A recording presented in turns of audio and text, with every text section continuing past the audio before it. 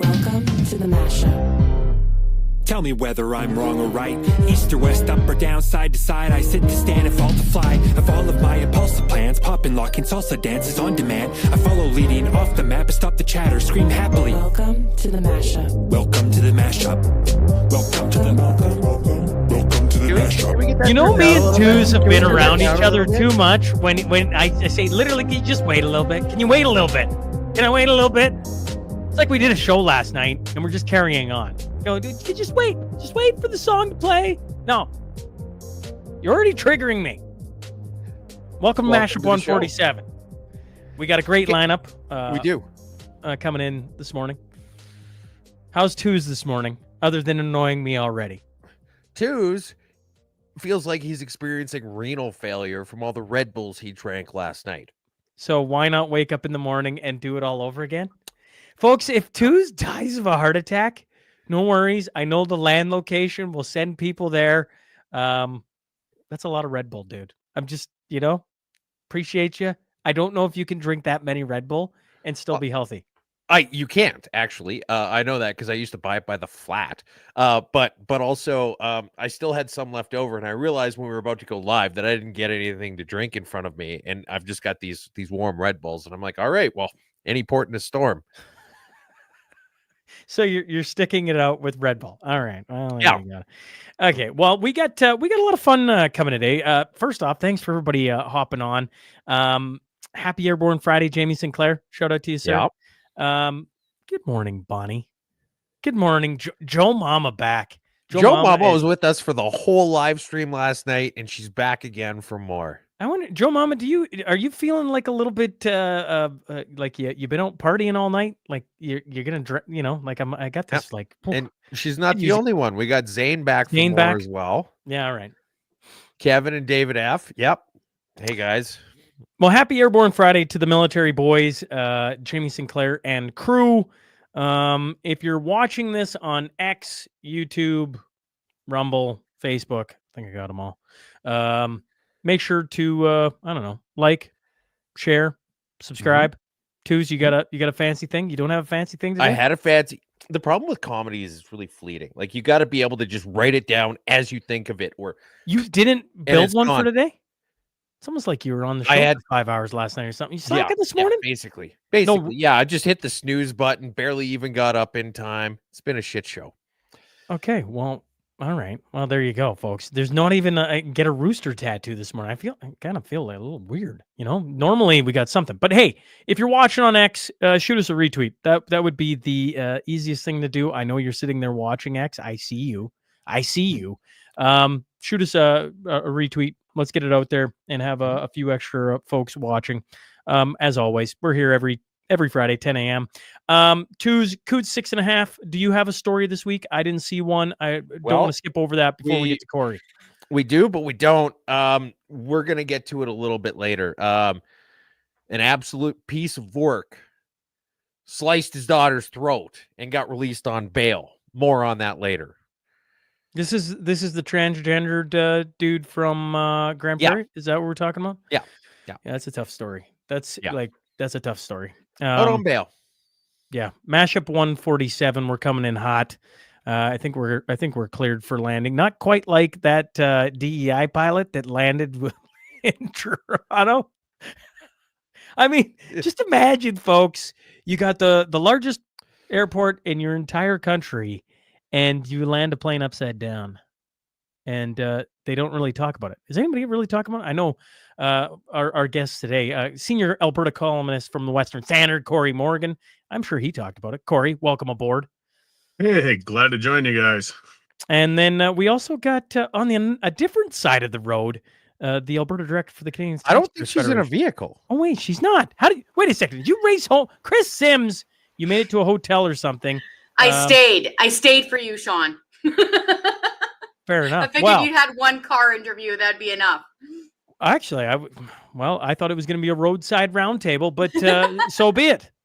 Folks, thanks for hopping on. I think we're going to start with budget. Yes, Twos? Yeah. Okay. The government in Alberta tabled its 2025 budget on Thursday, announcing a $5.2 billion deficit for 2025-2026. a projected $2.4 billion deficit in 26-27, and a $2 billion deficit in 27-28. Who would like to jump in first? Well, I could start. I'm just thrilled that obviously the government is operating at peak efficiency because it's impossible to cut a single dollar of spending because they're spending every dollar absolutely responsibly. Thus, there was just no possible way to balance the budget because everything was essential. Nothing can be cut. I'm just starting with a rant, but I'm sick to death of this as a conservative. I'm sick to death of supporting people like, and I'm still very supportive of Premier Smith in a lot of ways, but I know the language she talked about all the way from her Herald days in the 90s and support Klein and things like that. And then they utterly lose the courage to actually become fiscally responsible when they get in. And I'm not going to take it quietly. I'm going to hold their feet to the fire. I'm sick of it. I worked in the oil field for 20 years. I dealt with the ups and downs. And you know what you did with your household budget? If the oil prices went down, you got rid of the quad. You got rid of the camper. You shortened your vacation. You didn't eat the steaks. You ate the pork chops. The provincial government's just acting like liberals, and I'll call it out. Chris? I'll start with good news, although I do agree with everything Corey just said. The good news is they are delivering on their tax cut. This is a huge income tax cut. It's going to save Alberta workers like $750 per person. You do that breakdown for a two-person working family, that's $1,500. I sat there with my calculator. That'll more than cover a month's worth of groceries for a family of four, or it could cover, a month's rent on an apartment or a suite. So nothing to sneeze at. So very good there. But to what Corey was saying, we agree. They really need to figure out a way to balance this budget. I was particularly concerned when I heard the finance minister say, with a pretty grim look on his face, that he sees no path back to balance. What that means in normal people talk is that they're running a deficit this year and they have no plans to balance it for the next 2 years after this. That's a problem. And so this is why the government really needs to buckle down and find savings. Like, for example, AHS, Alberta Health Services, boasts that it is the biggest healthcare bureaucracy in all of Canada. Why is that? Are every single one of them frontline nurses or doctors? I doubt it. Why are more than 200 directors on the Alberta Sunshine List making about $160,000 per? That's costing us millions and millions of dollars. So they got to really do kind of a doge work here on the Alberta government because their spending went up a lot. Have they ever reached out to you and said, or any government actually ever reached out to you and said, hey, you know what, if you guys were going to trim 5 things, what would they look like? Or what's some of the big things that, like, do you ever get inquiries about consultation, Chris? Yeah, big time. So we go back and forth with pretty much every government. It doesn't matter what color the jersey is. We have for decades. But every director, little bit of inside baseball, every director of the Taxpayers Federation leading up to the budget talks with the staff and finance in the ministry, and we produce a report. So my report, I think it's like 30 pages long or something. We make recommendations like what I just mentioned. Scrap corporate welfare, quit spending money on stupid arts projects, scrap this ridiculous idea of a bullet train to Banff that nobody asked for, and the big ticket items go through AHS. There is a ton of money there, and I'm not convinced that every single one of these directors, like I said, is a paramedic or a surgeon or something. They might just be pushing paper for a living. Find out if their role is essential, and if not, see you later. They really need to make cuts. And so, yeah, to answer your question, Twos, they do ask, and we do tell them. And I will point out, their spending went up over 8%. So they have a year over year, budget to budget. They went up over 8%. That is a big spending jump. I will point out, the Alberta government now finally has a spending rule where they're only allowed to increase spending by the rate of inflation plus population growth or less from the year previous. But they started off with a crazy high number. Thank you. This number is higher than Snoop Dogg. Okay. The only reason why they're able to get away with this is because you've had crazy inflation and everybody and their brother is moving to Alberta for population growth. So they really got to work harder to get under this bar. Corey, how many years have you been? I don't know. I look at Chris Sims. I've rattled this off of Chris. I never like to date a woman, but man, I'm like, Corey, we're gonna pull it a little bit of your experience here. I'm like, Yeah. how many Hey, years have he you doesn't been? want, we all know you don't want to date women, Sean. Okay, I heard that okay, too. okay. I know what okay. you meant, Sean. It's okay. What I appreciate meant that. is, like, you've been in this realm for a long time. That's what I was trying to say, you jackasses. Anyways, welcome to the show, folks. Happy Friday. When you watch, like, she's got 91.5% of her constituents or her voters saying, or at least to the UCP, like, hey, we love everything you're doing. But then we watch this and we're like, but wait a second, why aren't we going in and, I don't know, cutting some things? Why aren't we doing? I don't know, Corey. You've been like, I'm at times I feel like I'm still naive to all of this. Like, I enjoyed your rant, but I'm like, I'm looking at this, I'm going, so why can't we cut some things? Why, or have you seen different things in your time? Leaders tend to take the path of least resistance. Even if they start to come out and say, well, let's start trimming, rest assured the lineup outside the office door of every department head to explain exactly why theirs can't be cut is, and they're going to pressure and they're going to twist arms and they're going to make excuses, and it's hard to resist. And, Premier Smith is juggling a whole pile of balls at once, dealing with and worrying about the tariffs, fighting with AHS and whatever's going on in there. And I think sometimes you're just tired and say, you know what, I don't want to battle this person. Fine, that's not the area we're going to cut. That's not the area we're going to cut. But there's always voices in their ears. Oh, my Lord, you'll lose support if you do this. And I keep reminding them, as you said, I'm getting the gray around the muzzle. I was around in the 90s with Ralph Klein. Every pundit on earth said he was committing suicide politically when he made cuts. And guess what? He increased his majority. And then he kept cutting through his second term. And they said, this is it. And the unions were literally kicking the doors at the legislature. The protests were going wild. And he increased his majority again. Give Albertans credit. They appreciate fiscal responsibility. If you're being smart about it and doing those cuts and explaining why, you're not going to lose support. They've really got to rein in those deputy ministers and that bureaucracy in the government in general. And I got a feeling that I'm just guessing, but premiers like Smith and others, they're at a high level. And they just get pushed to this, tired out from trying to make those cuts and then just stick to the larger issues and let it slide. But we can't afford it. Can I jump in there? Yeah. Just to paint a picture, like, we were at the legislature yesterday and we had to go from one of the buildings to the other, and all across the front plaza, it was full of government union employees that were kicking and screaming because they're on strike and they want more money, as usual. We don't have, a lot of use for government unions. And frankly, I know a lot of people that work within government unions that don't have a lot of use for them because they haven't defended their workers worth anything, especially the last few years. All that said, there was a ton of people out there in purple shirts kicking and screaming. When I went through there and wove my way to get to the legislature, they started yelling shame, shame, because they could see my jacket. Don't care. So get in there. They're doing CTF jacket, presumably. My CTF, yeah, my taxpayer's jacket. Try me. Just try me. So nobody tried me. So that was good. I get into the legislature and they're doing scrums right there with the mainstream media in the rotunda about the budget and about spending. The tone, guys. You would think that Danielle Smith was standing there actively drowning kittens based on how these people were talking. Oh, the cuts. Oh, the lack of spending. Like, am I on crazy pills? They have increased spending in pretty much every known department. It's gone up by nearly $5 billion. And so this, to add to Corey's point, this is part of the narrative inertia that Smith is dealing with all the time. And that's why it's important for independent voices to yell real loud and tell Smith, no, double down, make those cuts, Ignore Naheed Nenshi, who needed a hall pass to get into the building, by the way, and glared at me while I was on the phone. Have a seat. That's right.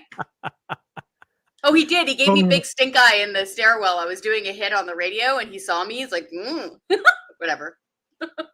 Cut taxes. It would be so easy for legacy media, just a quick, fact checking. That's the trendy term for now and everything else. So while Nenshi was up there bloviating about the budget, and he did say repeatedly that there were cuts, just one reporter, just one to say which cuts. That's all he had to say, because there aren't any. Just ask him which cuts. And they wouldn't. They didn't. They just accepted his word as gospel that apparently Smith has been going through there with a saber, even though the numbers in the budget don't justify it. Legacy media is failing people terribly. We're in a position of flux. We're moving to independent outlets like this and others, but still a lot of people get their news from that legacy media, and they are not taking their role of holding government accountable seriously anymore. And it's really troubling. Is the NDP still blocking Western Standard from their? Oh yeah, they won't talk to us. All right. I know it's been an ongoing thing. I didn't know if it had been resolved or anything like that. But, oh yeah, no, the reason why is because you would ask that. Yeah, they pitch questions. He won't acknowledge anybody from the Western Standard, so you're just yelling at the air. With a few minutes left here, is there anything else? Like this budget. Is you mentioned, Chris, right off the hop, a bit of a plus on some money coming to some different families, etc. The Alberta residents, sorry. Is there anything else in the budget that stuck out to either of you where you're like, oh, people should know about X? Yeah, real quick. Again, it's so easy. It's funny because you're dealing with a massive budget where you're dealing with tens of billions of dollars of spending. But the people who are putting this together are still human beings and they can get spooked. So I would describe the feeling in the room as nervous and spooked yesterday, largely because of the US President Donald Trump shaped cloud that is hanging over the province. And just before we got the documents, he posted on social media, actually, I'm going to impose the tariffs real soon, like moved up the deadline. And so you can see the rattle on their face. And it isn't just an excuse because, of course, Alberta relies largely on resource revenue. And if they nail us with a tariff, that, of course, is going to cut into their books. So we do understand that part. But again, their spending is not reined in.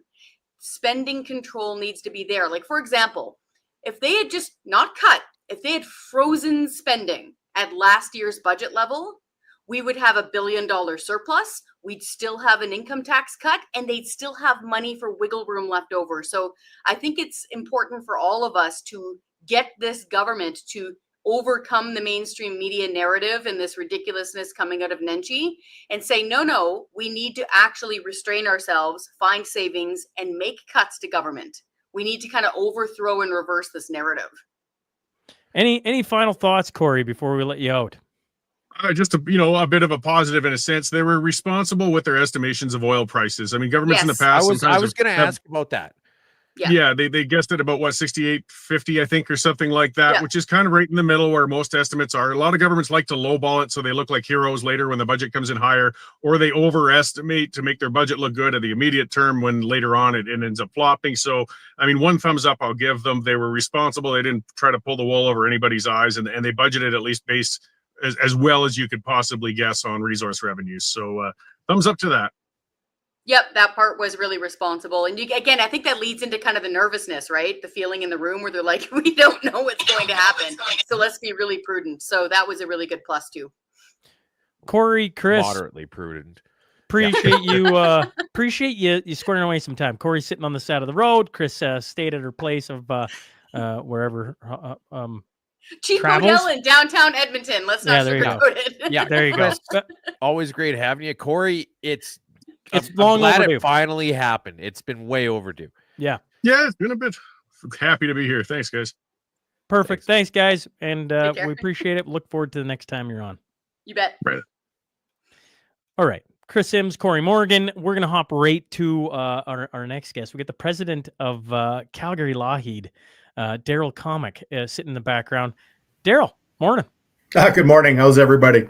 Yeah, well, Great, thanks. I mean, we're off to the races this morning. I was just listening in on the review of the budget. I thought it was incredibly accurate, and I don't know how we do a tax cut on one hand and still run a deficit on the other. I'm not really sure how that works.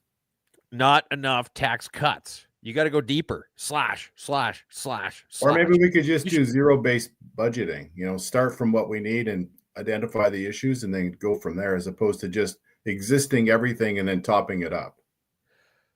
I think that's probably fair. And as well, my thoughts are that I see governments as a whole erring on the side of caution. Let's not take the chance on cutting more than we need to cut. Yeah. And I would say, let's try and cut more than we need to cut. And if there's any unforeseen instances later on, then okay, yeah, we could give, oh yeah, sure. I guess we do need to spend $20 million on this. Yeah. Right. But if you cut more than you think you should, you'll be pleasantly surprised from time to time. Well, when you have a business budget, you're going to budget between 10 and 12% for your administration and your costs of what's going on. So in Alberta, we have $452 billion in GDP. So if you actually compared what you should be spending to how much you would allocate in a corporation, that budget should be somewhere around $52 billion. So as president of a constituency association for the governing party, where's the discrepancy? I think it's about choices. Clearly, there's a lot of principled conservatives who would say, hey, look, it's not that we're not willing to have social programs. It's a matter of where are we spending and what are the priorities? And everybody tops up all the time. They never really start over. So it's sad to see. In a lot of ways, I think that the membership, I heard Corey Morgan make the comment that, conservatives in Alberta really want to see good government, and good government means fiscally responsible government. And we believe in charity, and we believe in all the important things of building a strong society. But it's tough to make the cuts because there's a lot of voices that aren't elected sitting around the tables. And those voices carry a lot of weight because they're the guys that carry the bags and get the work done. So you got to pick your fights. And I think the tricky part with budgeting is that it's a battle of wills. We look at the United States right now, it's a battle of wills. They just happen to be set up in a different structural way to have that fight. And we're not really set up here in Alberta to have the fight. If I may, boys, we just got our second guest that we've been, I assume, waiting on. MLA for Calgary Lougheed, Eric Bouchard, going to hop in as well. Eric, thanks for hopping on this morning. Absolutely. Good morning, everyone. Apologies. Morning, Eric. Being a few days late. Hi. No worries. Appreciate you hopping in. Chance, I want to, one of the things that you got coming up here rapidly is going to be the Injection of Truth Healing Humanity Monday night. I don't know. I guess I just want to, I'll start with Eric. I think too's correct me if I'm wrong, but I'm curious, what is the, you've done, you both have done this event once. Now it's the second one. Have you gotten, what's the support been like, and what's the pushback been like on the second go around of this? Well, there's been there's more support privately. There is still pushback because it's it's an uncomfortable topic, unfortunately. Mm-hmm. But it's there's a lot more. There is, I think, after the first one came some questions, some uncomfortability. It puts some people out of their comfort zone because this is something, and unfortunately, it's a topic that a lot of people want to have in the rear view mirror. And I think what we're doing is just keeping it up there because there are still so many people that need this to be discussed. And with Dr. Davidson's report, I think it certainly gives a lot of people hope again, which is something that has been long overdue. Mm-hmm. I know the NDP has been very vocal in their criticism. I mean, of everything conservative, everything libertarian, everything sort of transparency, honesty, and especially with things like this. Have there been any NDP people who just kind of privately be like, look, I like what you're doing. It's okay. Everything's good. Keep going with it. And then be like, you're such a jerk. It's more of the you're such a jerk, radical spreader of misinformation. You're killing grandma, all the things we've heard over the years. Mm-hmm. One has privately reached out and discussed a personal vaccine injury, but that was the extent of it. There's been no more conversation, unfortunately. And I did invite them to the town hall, and they politely declined. But there are cracks. And it's beginning. And I think we need to push on. We need to,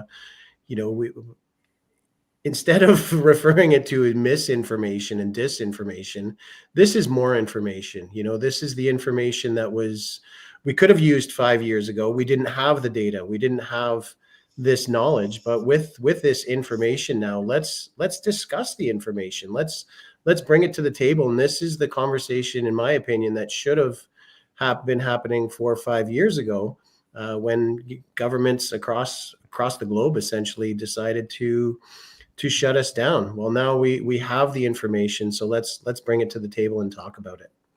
Daryl, how many? I'll let you walk through some of the speakers. But the other thing I was wondering from a constituency standpoint, can't spit that out, is how many, like, has the support from the UCP side increased, decreased, and then if you want to walk through some of the speakers for people, I think that'd probably be beneficial as well. Thanks for the question, because the amount of support that we're getting from our UCP constituency associations has exploded. I mean, we list 11 on the website as sponsors, and it's really something to see the unity amongst the people having the conversations. And this is what Eric is saying, is that we don't claim to have the answers. We just would like to have some information. I mean, the premier called us the contrarian view. That was the Davidson report. And the interesting thing about having a conversation is you often need two sides of the conversation.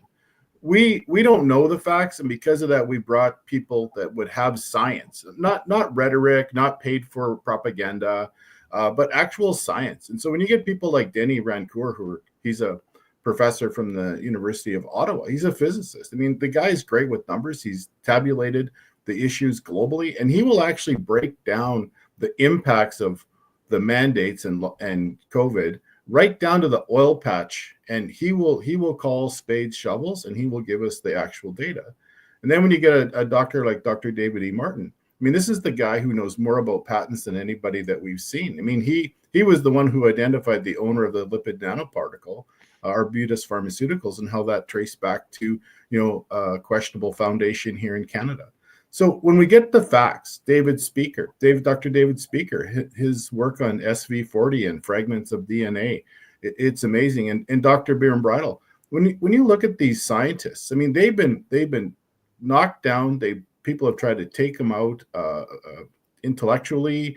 They try to take away their careers just for speaking an additional information, more information that doesn't fit with the narrative. And quite frankly, I don't know why it doesn't fit with the narrative. And we see the narrative being blocked all the time. So out there, our support continues to grow. I mean, when we did the very first Injection of Truth, that we had 3 sponsors. Now we have 11. And when we speak with party members, they say, hey, let's have the conversation at the very least to find out where we're going.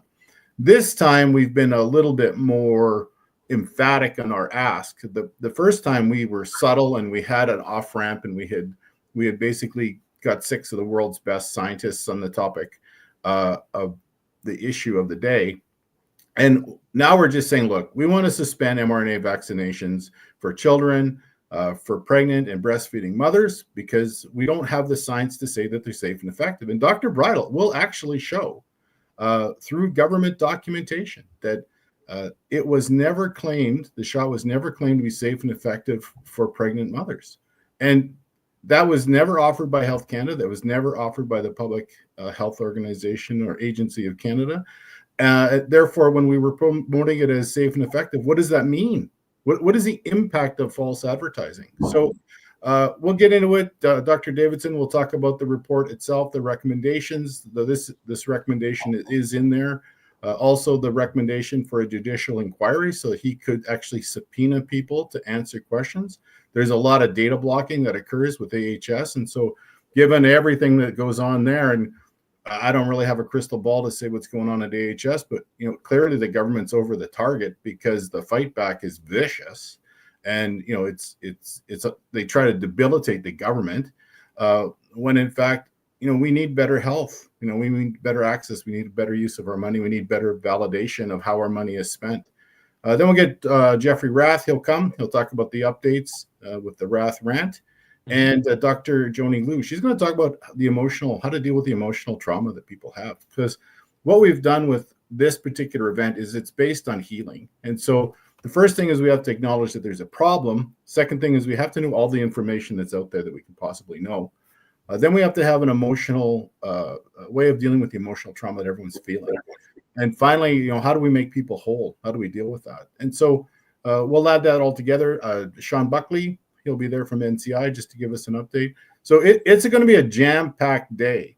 And a lot of folks, they're saying, well, I'm not near Calgary. Well, we're just about sold out in tickets. We have some politics and popcorn tickets that are available where the public can actually come and speak, ask their question one-on-one with the doctors.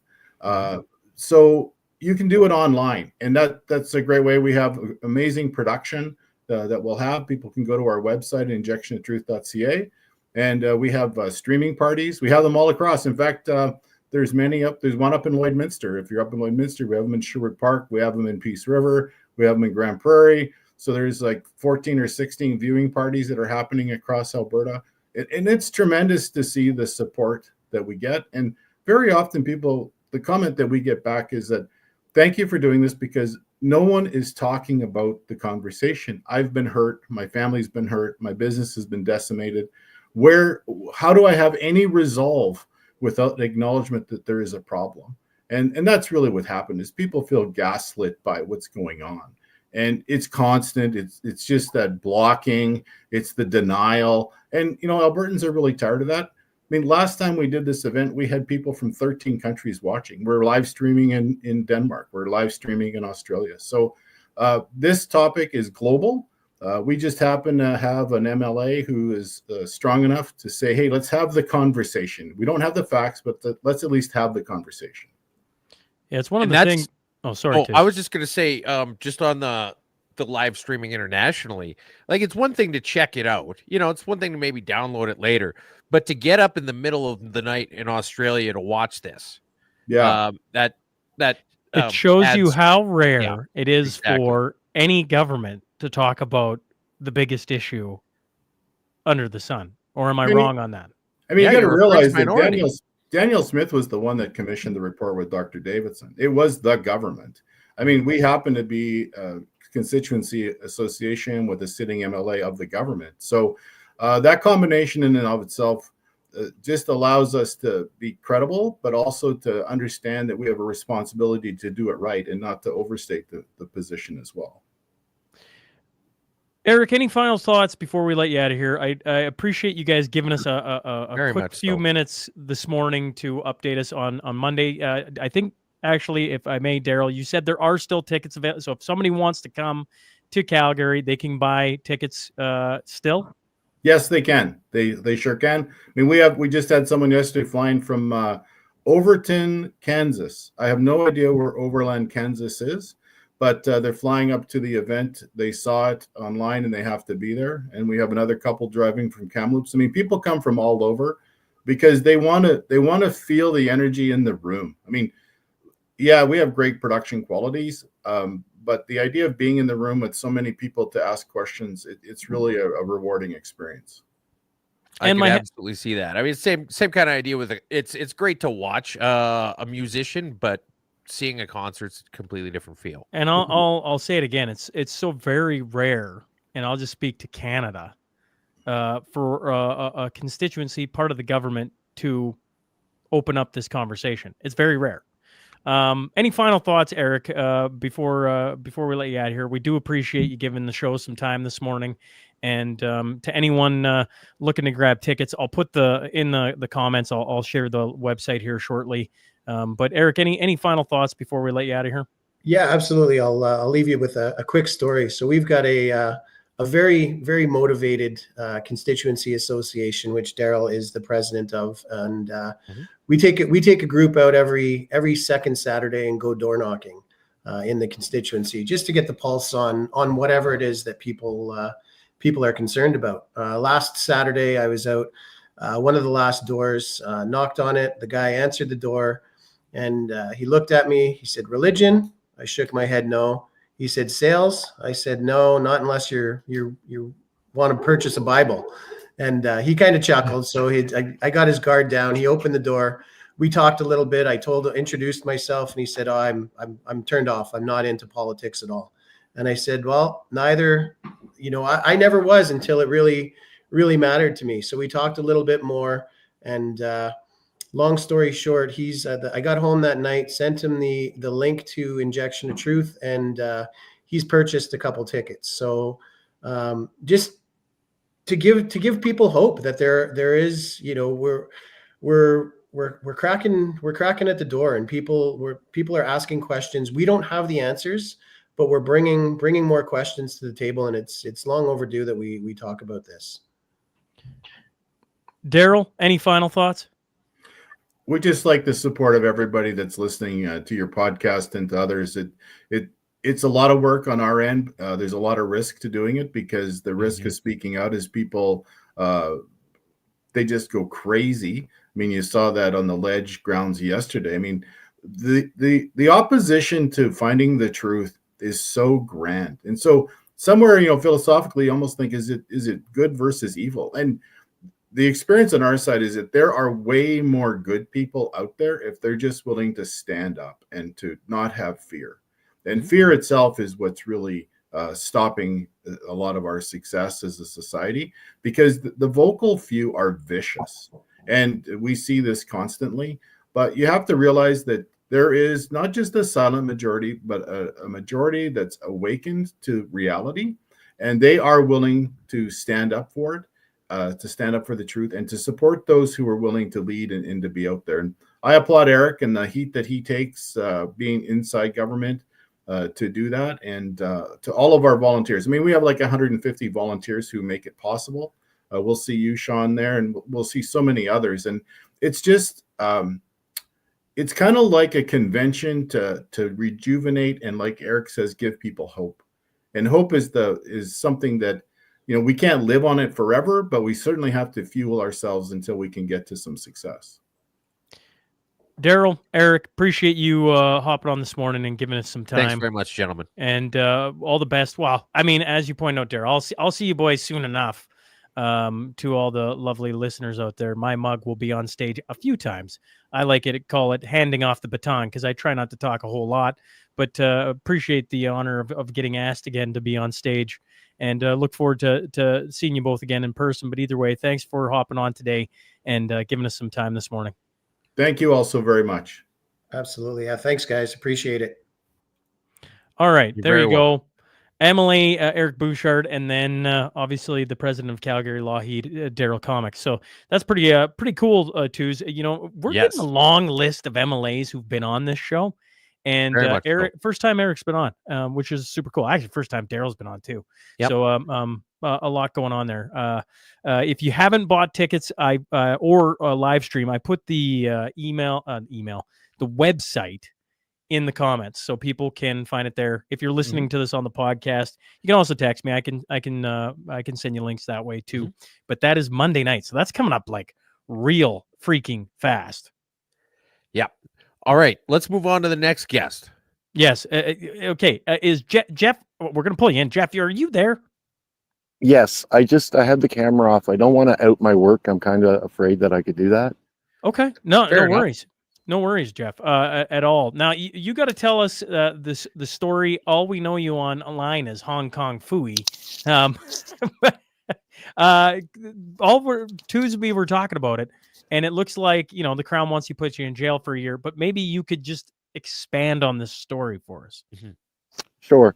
So what happened was during COVID, I started going to the protests, the anti-lockdown protests and everything in Calgary. And then one day we found out that a church, Grace Life Church in Edmonton, Spruce Grove, the RCMP were putting a fence around it to keep out 24 parishioners who wouldn't stop going to church. So we started going up there every weekend. I'd get off work on Friday. I'd go up Friday, stay Friday night, stay Saturday, stay Saturday night, and go back home Sunday at the end of the day with a few friends from Twitter.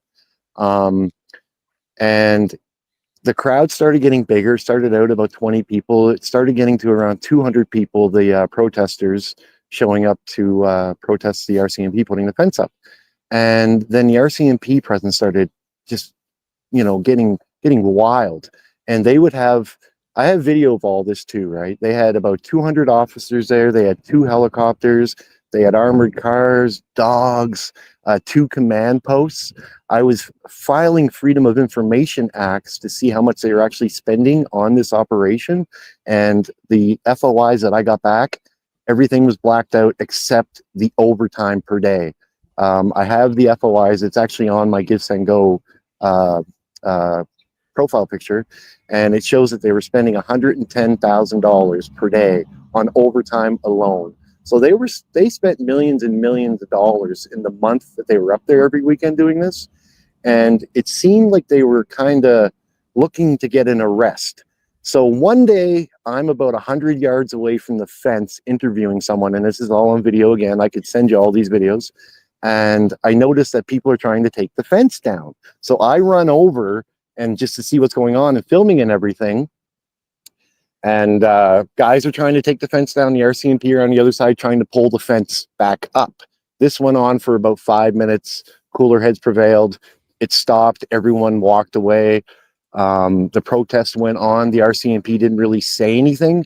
This is on a Saturday. And then the next day, they pulled me out of the crowd of all the protesters and arrested only me and charged me with mischief and obstruction of justice. So I wasn't saying anything. They put me in the car. They took me to the Spruce Grove detachment. There, the RCMP officer told me that if I tell who some of the other people were, give their name and numbers and contact info, that I could walk out scot-free, no charges, no one would ever know I was here, basically. And I refused that. And then they finished booking me. I took about an hour to book me. I left. I went back to my hotel. I went back to Calgary the next day, and I had court appearances.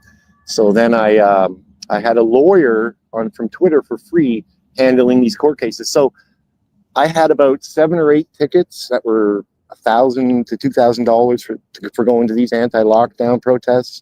I moved the fence one time in Calgary so all of our protesters could go into the spot and hold our protest, because the police had put a fence up around it the night before. They arrested me for that, also the Calgary police, and gave me a $200 fine for that. Now, everything was good. I was told by the lawyer that I'm done, everything's done, I don't have to go to court anymore, blah, blah, blah, blah, blah. And everything was fine for 3.5 years, and then all of a sudden, I was arrested. The cops came to my house in Calgary. I mean, I had police detectives coming to my house once a week during COVID, so they all know where I live, right? And they came and they said, "Hey, you have charges you haven't dealt with." And I said, "Okay."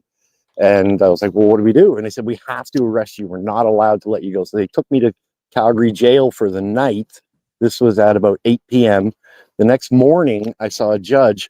No one, and they said, I have to still go for these charges. I didn't go to court for them. But I have the paperwork. I could show you this also.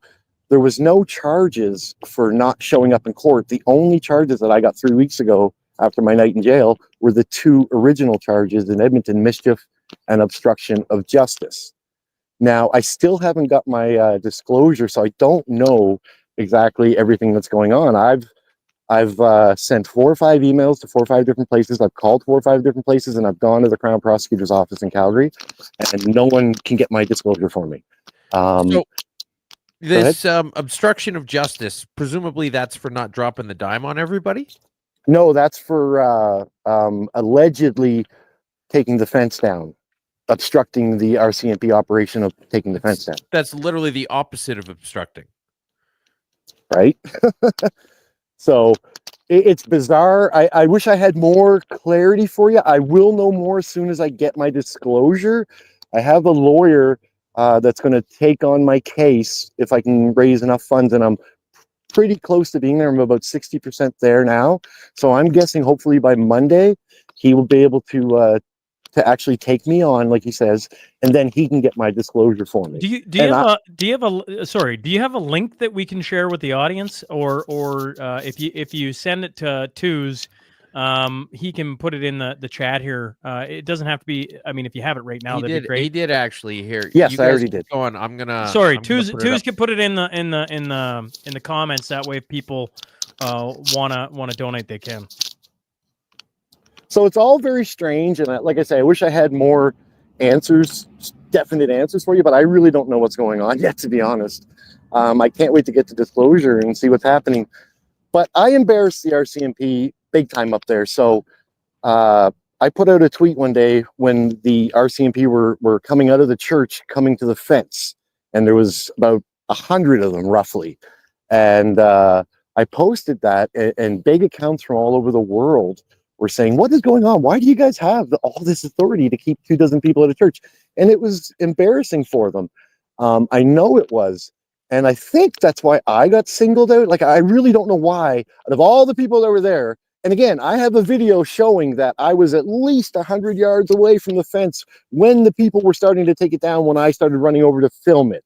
I can prove this. So I have no idea why I'm the guy. But yeah, I just, it's, stress that I didn't need. I thought everything was done. I went to court for everything else, all my tickets, everything else that I got, and I had everything else dropped, and I thought this was dropped. Now it's not dropped. Now apparently I'm a criminal. I was never in trouble before 2021, and I haven't been in trouble since. So it's not like I'm a criminal out there trying to, just break the law. I think when it comes to mischief charges in this country, it's pretty fairly well accepted at this point that mischief charges aren't laid on actual criminals. That's a fancy code word for embarrassed the people in charge. Well, the RCMP officer that offered me to squeal on everybody, he said, in the Criminal Code of Canada, if you commit mischief and someone gets hurt in that act, you can face life in prison. And I said, no way. And he brought it right up on the phone, and you can Google it right now, bring it up. And it's true. If you commit mischief in Canada and someone gets hurt, you possibly could face a life sentence. So Crazy. Did somebody get hurt because no, of the nobody fence got being hurt. Opened? No, nobody There got you hurt. Yeah, Like, I'm good it's with funny. that. It's funny because I look at this, and I'm not an expert on legal proceedings, but I feel like you ought to be able to just walk in there and be like, Judge, I think we all know this is gay and retarded. And right. And then the stenographer looks at you and he'd be like, no, I said what I said. Go with it. And then you're like, look, they're mad because we didn't bow the knee. And that's it. So if there's a charge for not bowing the knee, if there's, an illegal straight knee charge that you could have, go for it. Otherwise, this is just using your job and your role in government to personally punish me. And I find it absolutely baffling that we even allow these proceedings to go on and take as much time, whether it's Coots, whether it's Tamara and Chris in Ottawa, or whether it's people like you now. Right. All joking aside, if I didn't start to go and go and try to get a lawyer, I probably would have wound up doing more time than anybody except for the Coots guys. Because if they did sentence me to a year, I figured I would do 4 to 6 months or so, roughly. It's absolutely crazy. So I will send you the FOIs that I was filing again, and they were showing only the overtime being spent. $110,000 a day. The lowest amount in overtime per day was $110,000. They spent roughly, I don't know, anywhere 5 to 10 million on this operation. This could be one Just of for the fence around the church. This could be one of the biggest operations in RCMP history, just to keep 24 parishioners out of a church. They wanted arrest. They needed an arrest to justify spending all this money. Please go in and try and file some FOIs and see how much they actually spent on this. Also, 2 days after I was arrested in Calgary, I was at a mosque, and I have the video where at least 1,000 people were in attendance at this mosque, and that was fine. And I could give you the reasons why they told me that was fine, but it takes a few minutes. But so they were allowed to do that. I think we all know the reason why it was fine. Roger that, right? It's all just absolutely ridiculous. And I was kind of looking forward to defending myself, to go in and make a mockery of it, until I found out they wanted jail time. Then I started getting a little worried about it. That's kind of the point. Any final thoughts, Jeff, before we let you off? No, I mean, if you guys want to help out, like I say, I need, my lawyer said, not my lawyer yet, the guy who might be my lawyer said it would be about 3,000 to 5,000. That should take it from start to end. There shouldn't be any more expenses. If it does, he wouldn't drop it on me like, hey, you owe me 10 grand. He'd say, hey, we might need another 1,000, blah, blah, blah, blah, blah. If people wanted to donate, that would be great. Any money that's left over from that, I am going to donate it. I'm actually going to take my cat, Pierre Perliev, to Banff for a day to take him for a walk through the mountains. And then the rest of it is going to be donated to a charity that helps children of my choice. I'm not giving it to the fucking wee charity, Steelberger Brothers. I'm giving it to a church that will find a family that needs help. Because everyone in Canada needs help right now, right? You can see the worry on people's faces when you're walking down the street. Yeah. But that's, what you were saying before hope. I didn't want to become internet famous. I was doing the stuff I was doing.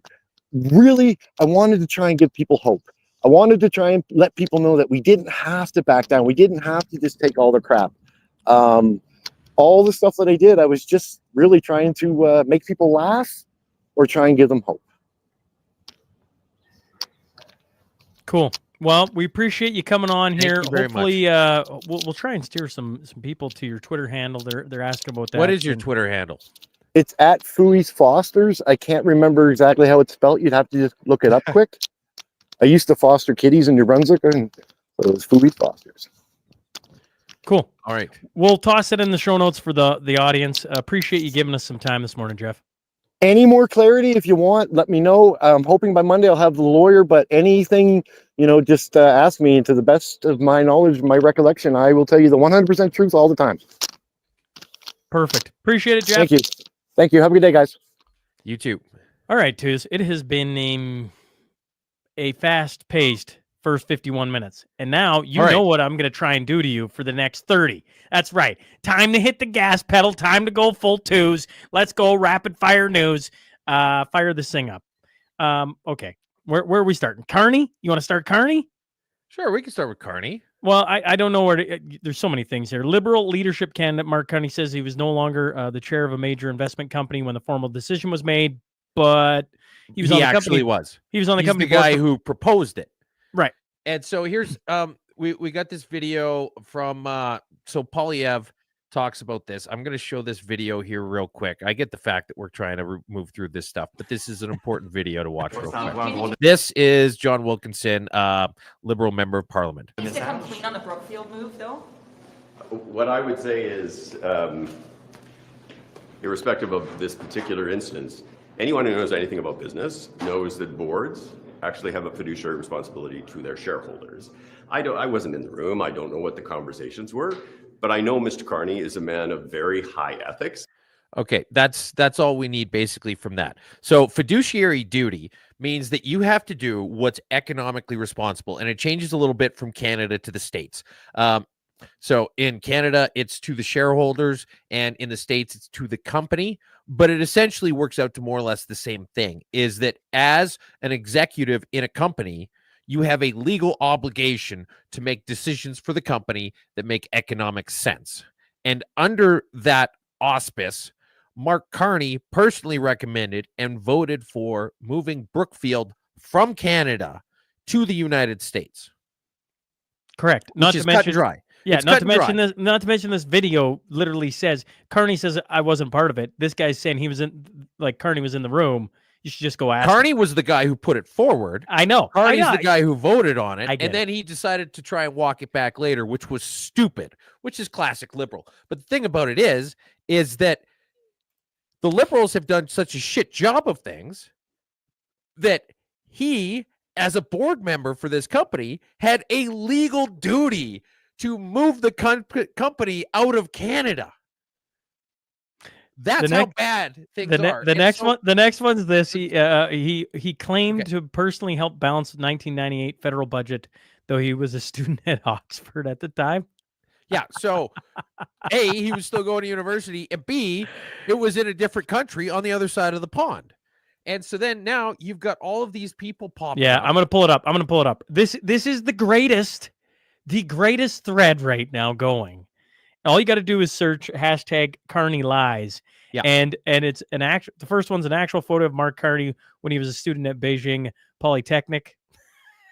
And then it just scroll through 'em Mark rapid Carney fire. single-handedly Rapid fire. rescues Gilligan's Island. This one's good. Mark Carney just uploaded himself running across Canada. Says he's finished what Terry Fox couldn't. Mark Carney actually single-handedly built the Great Wall of China. Like, it just goes on and this on. just scroll. There's him with the theory of relativity, helping out Gene Hackman, signing the Declaration of Independence. It just If this guy wins our next election, twos. If this guy wins our next election, it is totally rigged. They totally stole it. Calling it right now. This is the beauty. Man. This is the beauty of AI now, is that Grok made all of these images and he made them all hilarious. So yeah, that's where Mark Carney's at right now. Mark Carney was once married to French President Emmanuel Macron. You'd think his French would be better. No. Okay. Now, a lot of people are probably expecting us to chime in on the Liberal debate this past week and how that went. And I just want to go ahead and say that it sucked, and they all sucked, and none of them pushed back on each other. There were no good questions asked, and it is a waste of our time to cover it. If you want to hear somebody else get into it, you go for it. I don't give nearly enough shits because they're all completely interchangeable. All right. Rats fleeing the ship and jumping on the ship. I'm going to combine the two because we talk about it at different, but rats get back on the sinking ship of the week. In one breath, you have an article talking about the current time of press. 35 Liberal MPs of 153 have announced their intention not to run. But then we also have what's her pick twos. It's somewhere down in my notes. Anand. Thank you, Anita Anand has actually been like, oh, you know what? Wait, I kind of think I changed my mind. I think I'm going to run again. Transport minister. Yeah. So basically, when incumbents quit, generally speaking, it's because they're looking at the face of a lost election. They don't have anything to gain from going out of the personal cost of running again. She's now in the classic, like, Dumb and Dumber. So you're telling me there's a chance. And so they're actually starting to look, when we talked about this last week and we said, look, regardless of what the polls are saying, if the people who stand to gain from the change in polls are still like, fuck this, I'm not going anywhere near it, then that says a lot about their reelection chances. And now some of those people are starting to oh, just kidding. That was a great prank. Hey, that was a great, can I get back on this? Can I get back in front of this taxpayer trough for another 4 years? And so that makes things interesting. Speaking of taxpayers troughs, Doge has been getting rid of it. And one of the things, here's Louis C.K. I like this. This was an interesting tweet. I've said many times that I am always going to be critical of everything, left or right. I will always give praise when praise is due. Sounds like the CTF, to be honest. This Doge website with full transparency is amazing. We used to have to read through bills or government docs to try and figure out what is happening. Otherwise, have to trust media at face value. Regardless if I agree with what is being cut or added, list every single thing one by one is how it should be done. More of this, please, Doge. And if you pull up the second screenshot and you scroll into it, it lists out what they've been cutting. Department of Education terminated 18 grants to comprehensive centers, $226 million. IRS rescinded previously planned contract, $1.9 billion. Where we go? Let's go up a couple here. The point funding for World Economic Forum initiatives, $52 million. You can biodiversity conservation and social responsibility in Colombia, $25 million. It's just listing them out and one by one and what they're cutting. What we need. And I love the fact that Doge is basically setting the benchmark here. How many times have I said on the Mashup that every single goddamn penny that isn't black ops that our government spends should be on a spreadsheet where you can just search by categories and you can filter by this, and you should be able to go around and just check it all out and compile the data however you want to come up with whatever conclusions you possibly can, rather than having to FOIP it all. FOIP. No, the default should be that you just download the spreadsheet.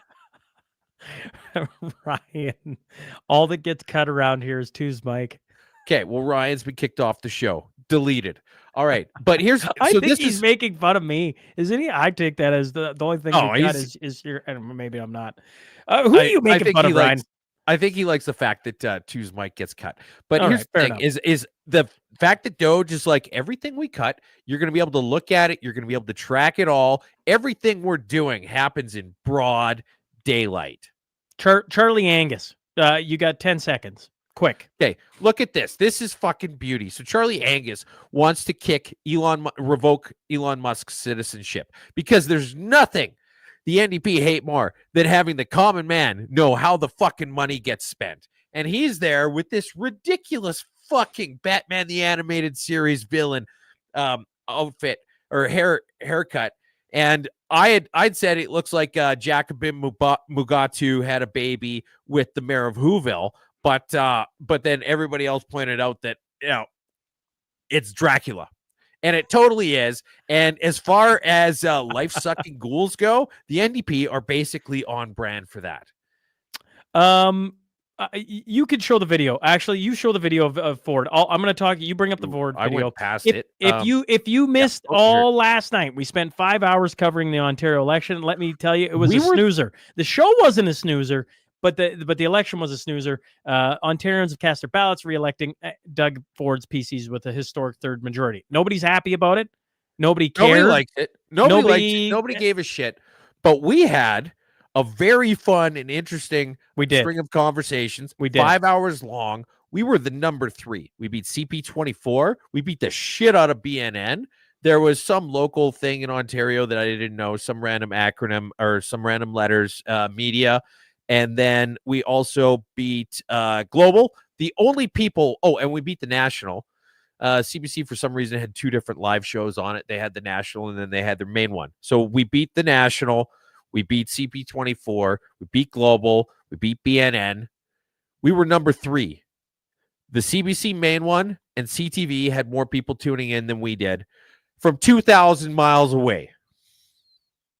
We were the number 3 most watched live coverage of that. And for once, I agree with CBC News. I can't believe I'm saying that. I wanted to point out how stupid they are. So this is going to be fun. Go ahead. I guess I read Doug Ford's victory came as a result of a ruthless focus on the one issue capturing the minds of Canadians right now, a leader who worked relentlessly to make most of his opportunity and perfect political timing. I read the end of it. I'm like, completely disagree with that analysis. It's stupid. Great. It's trying to just protect. It's trying to protect the leftists. The only reason it's trying to protect the leftists? Yes. Okay. Why did Doug Ford win? Because the NDP are not a serious party, and because the Liberals ran a shit campaign. They sucked. Their only competition was absolute garbage. It's not.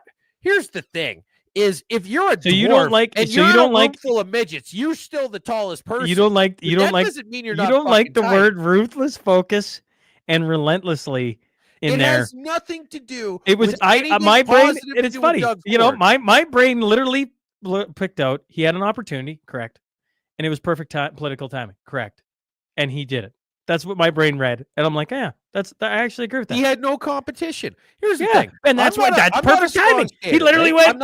I'm putting it right now. Skater. I'm gonna do it right now. Strong skater, but if you this put is me the thing that's gonna up set us against off a today. whole team of novices, I will skate boy. circles around those tiny little children, and I will embarrass the fuck out of them. But that does not mean I'm a good hockey player. I can't believe the one thing we're going to talk over today is what we actually did yesterday at a CBC thing. Oh, man. There was nobody else to choose. Yeah, okay, here's the thing, Sean. Generally agreed. speaking, when somebody sides with the CBC, are they or are they not being a goddamn idiot? This time, I just agreed with it. He seized on his opportunity. Yes, the NDP is a joke. Yes, the Liberals didn't win because of any of those reasons. They won because the Liberals and the NDP fucking suck. They seized their opportunity. Why didn't he call this a year from now then?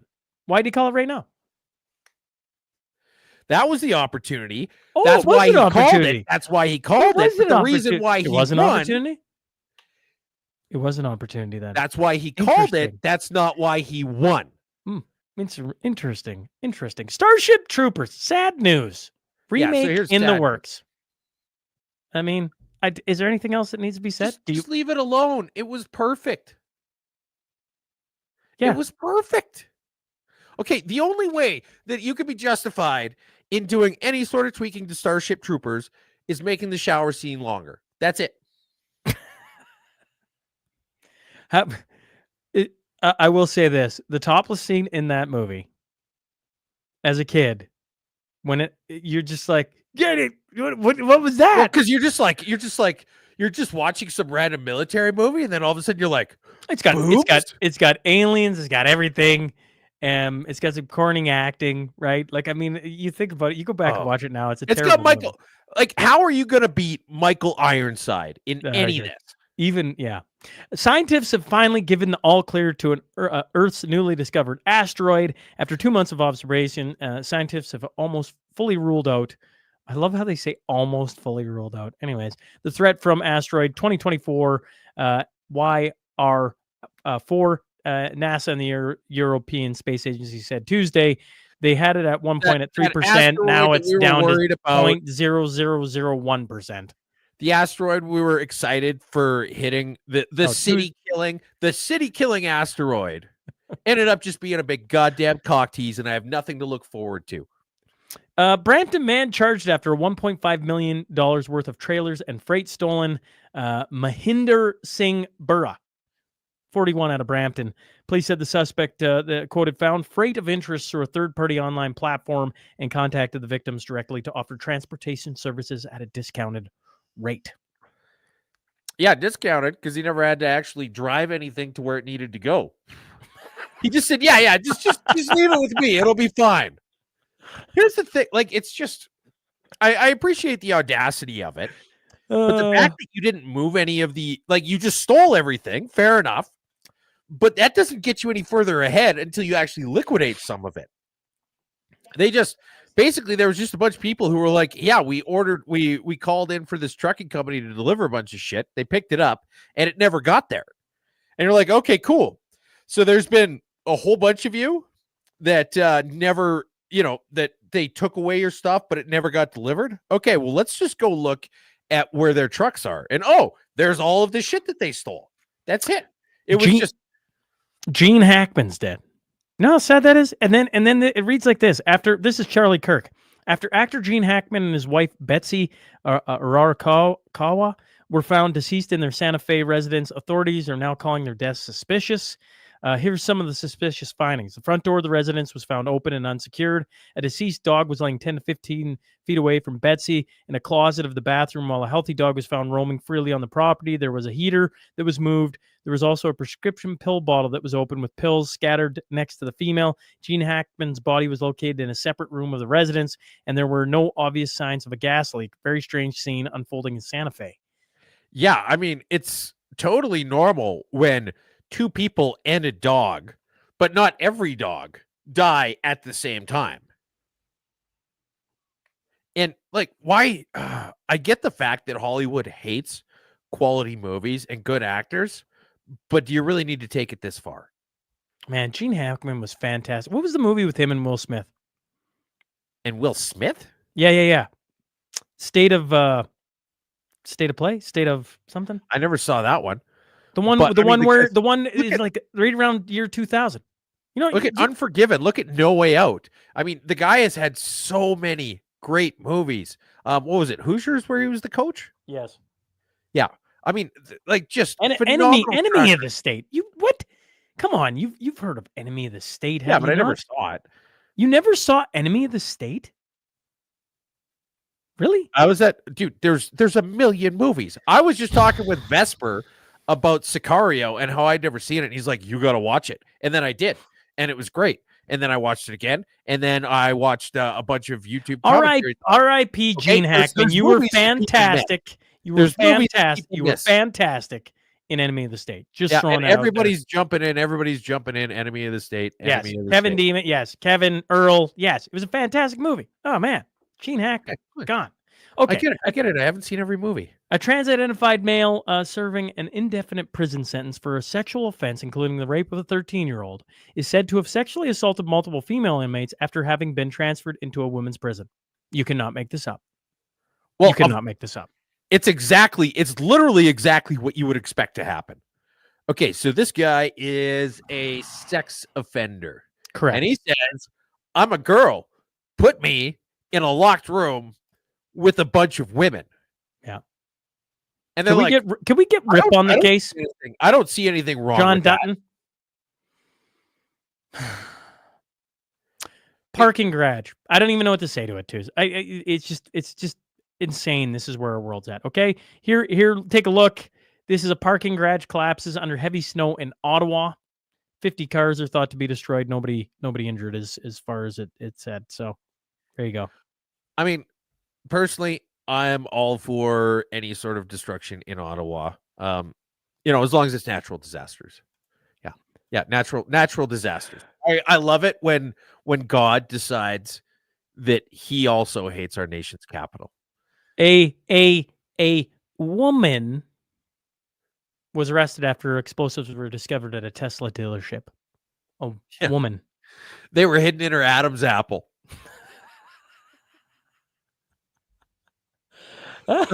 Excuse me, sir. It's ma'am. Ma'am, what's that bulge in your pants? It's a bomb. The Oilers, I love how two snuck this in here, are officially 2-4 in February.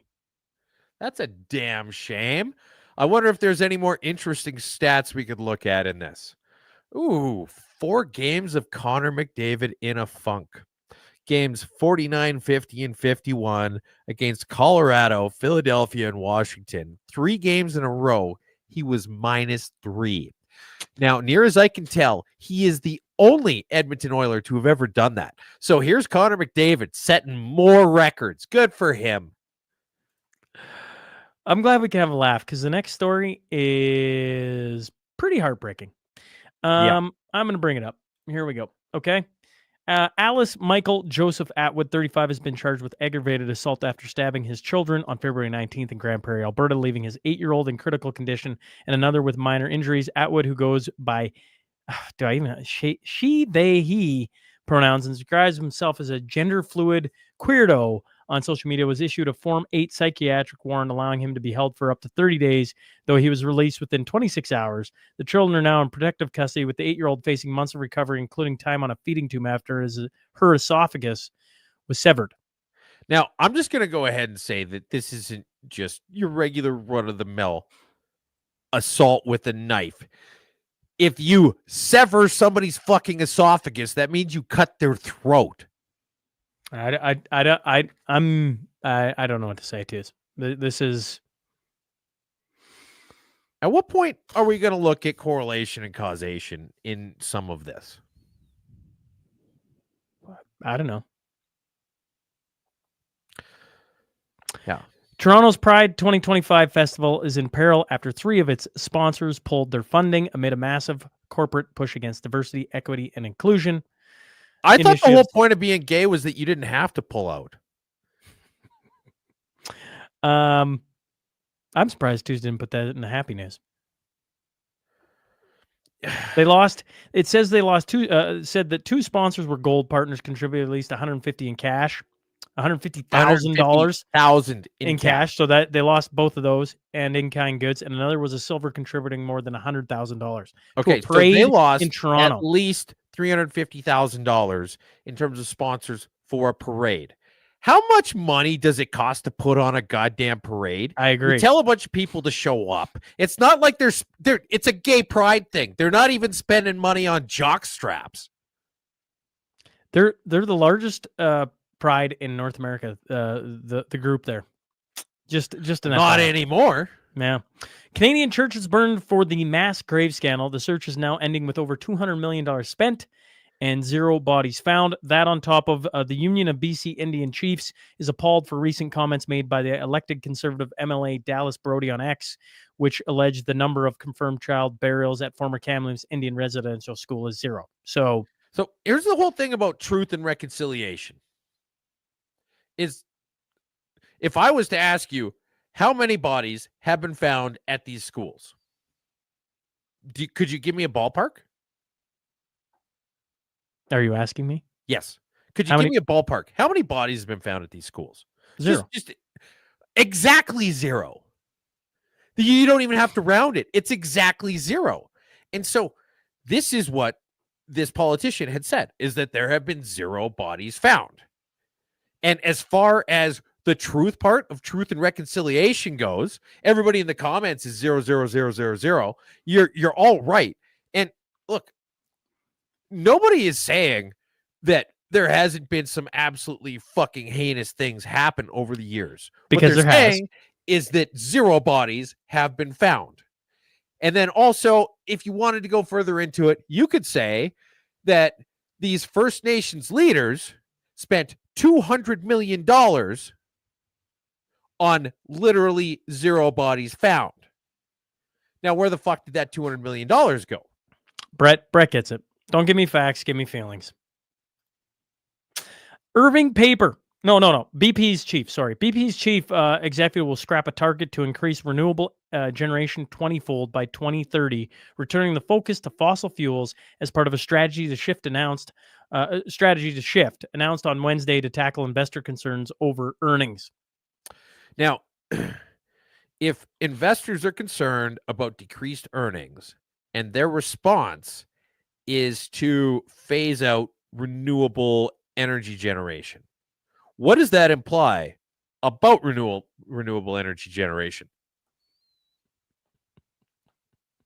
That it doesn't make any money, that it can't exist on its own. Because here's the thing, is if it was this magic thing where you just put a fucking propeller up on a big stick and it rained fucking money down, they would all be doing it. We'd all be doing it. Do you think that we would be in fucking Fort McMurray, Alberta, in the middle of the goddamn winter in 50 below, dredging this stuff up out of the fucking ground if you could just put a propeller on a stick and the money would fall from the sky? Does nobody get this? Irving Paper. Lots of people get it. Lots of people get it, too. Irving Paper says it has permanently shut down 50% of its operations due to New Brunswick's uncompetitive industrial electricity rates. The company located in St. John's, New Brunswick, said 140 employees, that is, impacted on money, and the layoffs were effective immediately. Mosher said it has come difficult for the company to shoulder the impact of soaring electricity costs and remain competitive in an international market. Over the next number of weeks, we will continue to work with the provincial government to try and develop a plan to allow the continued operation of the remaining 50% of the mill prior to the additional 10% electricity rate increase on, you guessed it, April 1st, 2025. It's almost as though it's suggesting that the carbon tax increase is affecting the viability and the competitive nature of Canadian manufacturing. And if it's affecting that to the point where Irving is closing 50% of a giant plant that serves 65 countries, is it also reasonable to guess that perhaps it's also increasing the price of a loaf of bread? Quoted, he trusted the fact that I'm in a hospital, said his wife, Diamanta Mastatuno. If something happens, I'm safe. I'm in a hospital. They're not going to make me die. Mastatuno, 69, died soon after he spent 11 hours in the Laval Hospital ER without ever seeing a doctor. This is another one that we continue to see across Canada. I think we've had one in almost every province now, too, aren't we? We're getting close. Yep. We're getting close to where every province this is the first one we've had in fucking Quebec. And the other thing is that, we just covered a couple weeks ago how there was 800 and some thousand Canadians died while on waiting lists for our free healthcare. Yeah, free healthcare.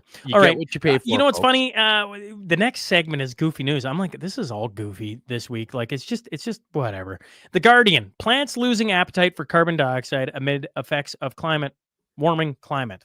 They're saying that they're full, essentially. That's totally not fucking true. There's no way that it's in fucking conceivable.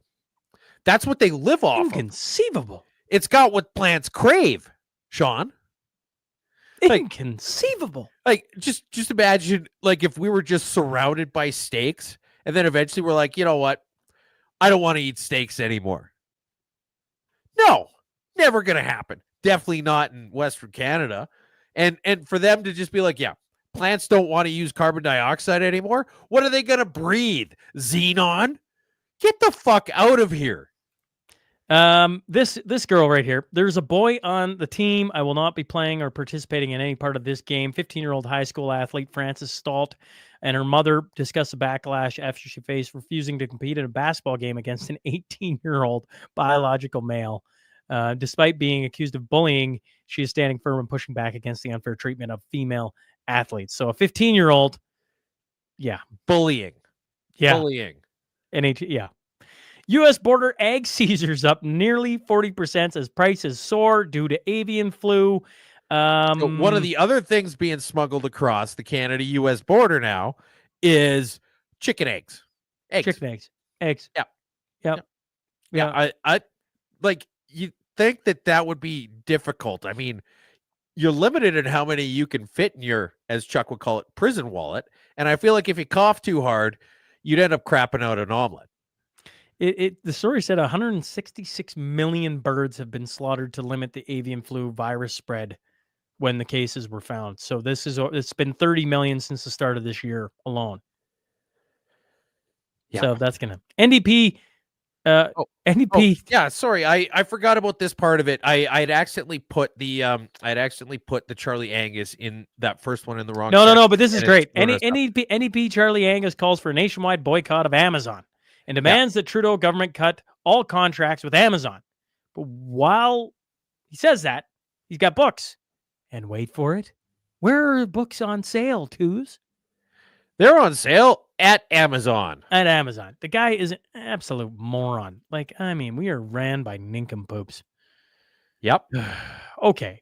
The Rainbow Railroad and other referral organizations can identify and refer to LGBTQI plus refugees to be resettled under the government-assisted refugees program.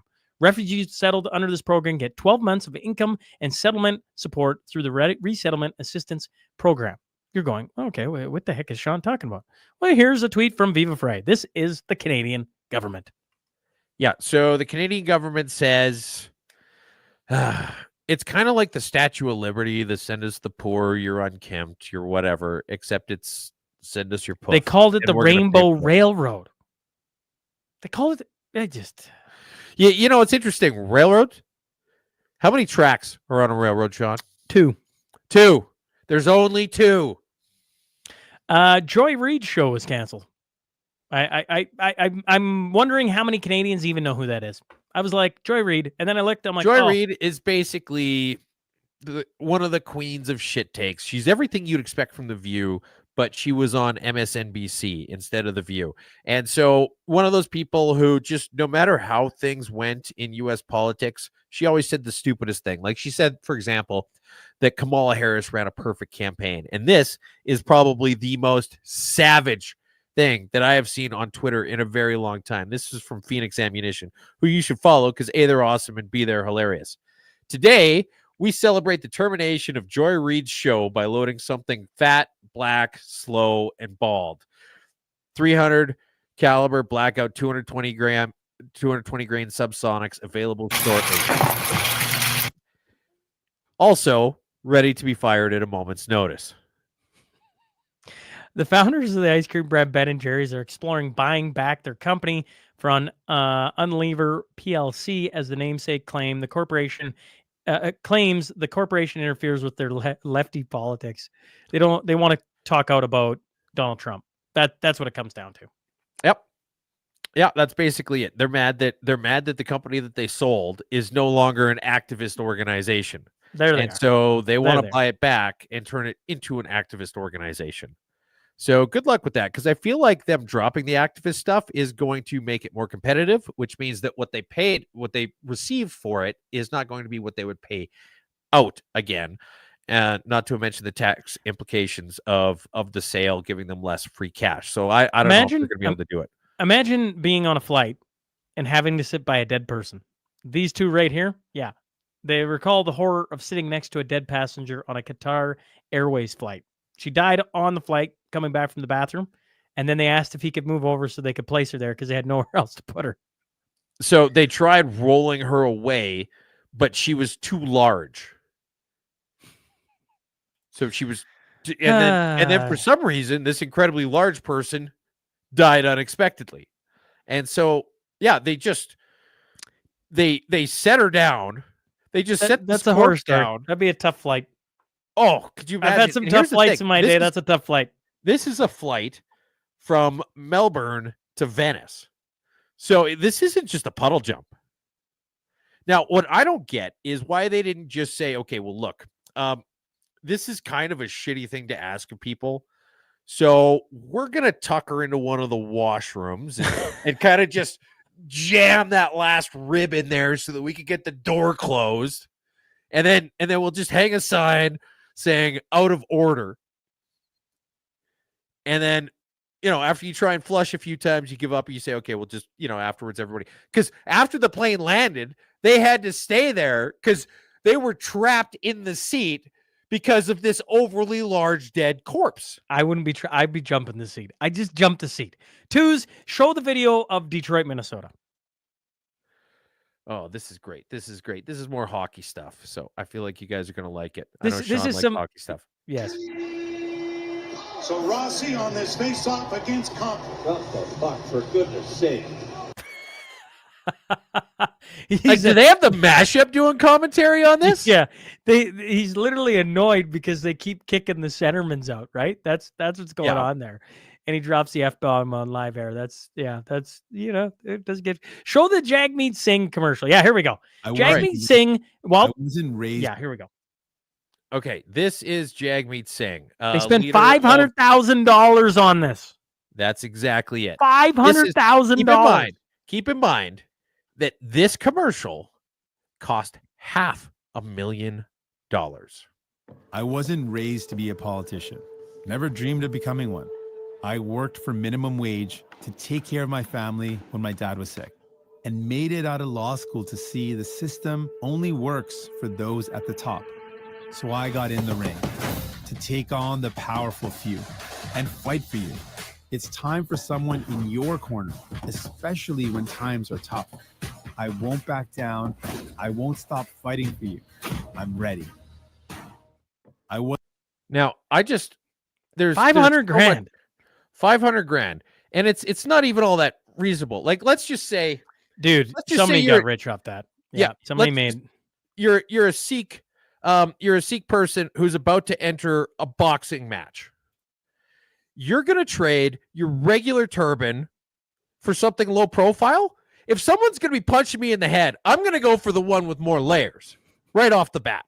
Okay. The other thing is, keep in mind that they had about $300,000 several months ago, of which they had to give 10% to Kalen Ford. And so then they were left with somewhere around $270,000. And they spent $500,000. Yeah. They spent $500,000 on this ad showing how much of a fighter he is. That's the thing. When we talked about this last night. Whenever anybody in Ottawa talks about how they need this trade war with the US to end, they don't. The NDP literally bet the fucking farm and the second mortgage on this trade war continuing to escalate so that they can pretend that Jagmeet Singh is a goddamn fighter. Because as soon as that trade war goes away, this commercial becomes completely irrelevant. I did enjoy this. Someone is getting ready to fight Jake Paul after he loses his seat at the party's leadership. Oh, man. Okay. Yeah, I enjoyed that. The other thing is that Jagmeet Singh, his pension vested as of a few days ago. And so, hey, cause for celebration. He's now guaranteed his $2.3 million pension. And he's actually doing something that's just classic NDP. He's now starting all of his press conferences with a pension acknowledgement. And so we have this exclusive clip. Before the rest of this press conference, I would like to make a brief acknowledgement. I would like to acknowledge my pension, paid for with the traditional and ancestral taxpayer money of Canadians. I sit here in the unseated front of my Maserati Levante, admiring its strong culture of leather seats, rain-sensing wipers, and individually adjustable ball warmers. This pension represents the severed connection between hardworking Canadians and the money to buy their kids' groceries. Well done. Well done. Yes. A convicted killer escaped from Quebec prison. What you need to know is it was Grandpa. 85-year-old Ricardo Vilche was accounted for during the noon head count Monday, and minimum security institution in Saint Anne de Plaine, Quebec, about 40 more kilometers north of Montreal. He was found by police and taken back. Poor guy's probably got dementia. An 85-year-old man escaped from prison. Yeah. First off, what the fuck did he do that he's still in jail at 85 in Second this degree- country? Well, fair enough. Fair enough. Fair point. Fair point. And then, like, what? Did he just, like, rub himself down with, like, an entire vat of Bengay and just slip out through the fucking heating ducts? Like, what? How does an 85-year-old man escape from prison? Well, maybe just- maybe I maybe just- maybe they there's have a so maybe many in Quebec. unanswered questions. What they meant to say was old folks home. They kind of treat them Oh, like prison yeah. there. Okay. Study finds incarceration leads to reduced rate of reoffending. Spending time behind bars reduced the rate of reoffending for BC youth. According to a new study out of Simon Fraser University, the long-term study included data from BC corrections and interviews from around 1,700 offenders spanning several years from their teens into their 30s. Yeah, so we actually paid for this study. And incarceration leads to reduced rate of reoffending. No shit, that's the whole fucking point. You could have paid me $200,000 to come up with that on a fucking napkin. What the hell is wrong with this country? Happy news. Happy news. Happy news. Okay, let's see some happy news here. Okay, first here's a bus on fire. Ohio school bus driver praised for saving children from burning vehicle. Bus on its way to Monticello Middle School in Cleveland Heights, Ohio, caught fire after its rear tire ignited. The driver swiftly evacuated all 15 students from the bus, ensuring their safety. So good on the bus driver. And then you got Jeff Bezos. He put out that, a whole thing. I don't know. Can you summarize it quick? You want me to read it all? Yeah, basically, I'd be happy to. The Washington Post, which is owned by Jeff Bezos, along with, Amazon Prime, a decent part of the United States, and several politicians, says that they're going to be writing every day in support and defense of two pillars: personal liberties and free markets. And so all of these billionaires have suddenly kind of just decided to go back to common sense. Yeah. He said, I offered David Shipley, whom I greatly admire, the opportunity to lead this new chapter. I suggested to him that if the answer wasn't hell yes, then it had to be no. After careful consideration, David decided to step away. This is a significant shift. It won't be easy, and it will require 100% commitment. I respect his decision. We'll be searching for a new opinion editor to own this new direction. There you go. So yeah, I love how it says if the answer wasn't hell yes, then it had to be no. And then after careful consideration, he decided it was. Well, no. As soon as you get to the careful consideration point, you already know. Already a no. Yeah. Community notes, twos. What do you got this week? I got nothing this week. I'm sure there's a couple things I missed. Well, Injection of Truth Monday. Okay, folks. It's in the comments if you want to get tickets. What do we got here? We got May 10th. We got the Cornerstone Forum. It's going to be in Calgary, Alberta.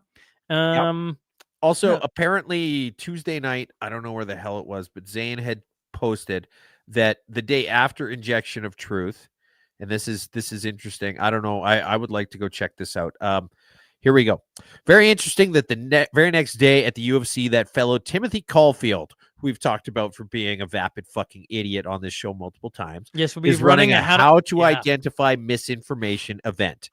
It appears to be open and no charge. It would have to be. So yeah, I don't know any of the more details about that, but I am interested. I would actually, no offense to Injection of Truth, I'm more interested in that than I am with like if I had to pick one event, it would be that. I would really like. You're saying maybe the mashup? Wait a second, because I'm in Calgary Monday. Can I hang on until Tuesday night? Oh boy, could we have a mashup live and just live stream it? Like live stream as we're sitting in the crowd? Yeah. Probably not. Why not? I feel like they would probably kick like if we asked to do live coverage of it. I'm not gonna ask permission. I'm thinking about just going and flicking my phone open and recording it. What are they gonna do?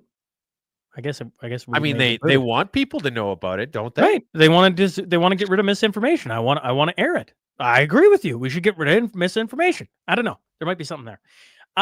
If you're in Calgary, I will see you Monday night. Okay. Twos, I'm going to see you Monday night. 147. I tell you what, this last 24 hours has been a gauntlet. And some of you lovely people have been here for the entire thing. Me and Twos. And it is very much appreciated. Yeah, we've been going back and forth now for, 7 hours. Yeah, 7 hours in the last 15. Plus the prep time and everything else like that. But yeah. All right, folks. Mashup 147 in the books. If you liked it, give it a retweet, share, tell a friend, get a rooster tattoo, all the good things. I think that's going to do it for us. I don't know. Do we got anything else? Let's just end on a high note. Oh, also, thanks again for everybody tuning in last night and everybody who came and spoke. And we should point out number three is huge. And when the federal election gets announced, mark in your calendar to tune in to the Mashup's federal live election coverage, because it's going to be something off the charts. Off the his air. All right. Twos, till next week. All you fine folks, have a great weekend. We'll catch up to you next week. Thanks, everybody. Welcome to the Mashup. Tell me whether I'm wrong or right. East or west, up or down, side to side. I sit to stand and fall to fly. Of all of my impulsive plans, popping, locking, salsa dances on demand. I follow leading off the map, stop the chatter, scream happily. Welcome to the Mashup. Welcome to the mashup. Welcome to the